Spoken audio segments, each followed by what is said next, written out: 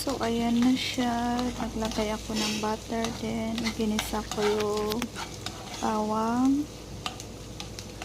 hanggang siya mangamoy siya. Then, ilagay natin ang sibuyas. Haluin.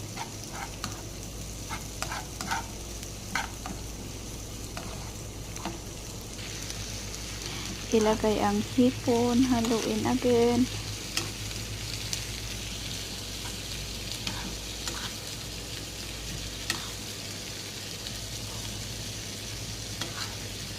Haluin lang. Pasensya na sa kawali, maliit kasi.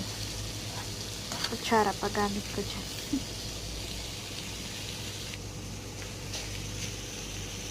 And then, lagyan natin siya ng Sprite. Imbis na tubig, nilagyan ko siya ng Sprite para masarap siya at saka para hindi na ako maglalagay ng sugar mamaya. Then, naglagay ako ng oyster sauce. Tansya-tansya lang.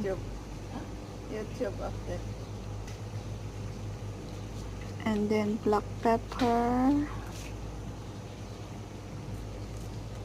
Konting asin.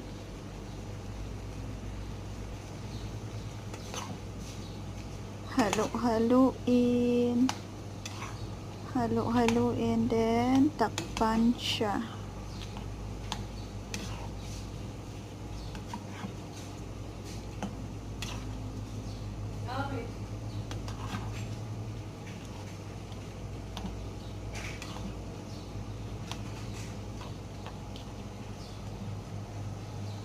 Ayan, takpan na natin siya. Then, charan. Ayan, nakulo na siya. Palapot-laputin na natin konti yung sabaw. Ayan, para maganda pag may siya, may konting sauce. Masarap siya haluin sa kanin. Ihalo sa kanin. Oh, ayan na, charan. Finish. Ganun lang kasimple ang aking buttered garlic shrimp with oyster sauce. Thank you.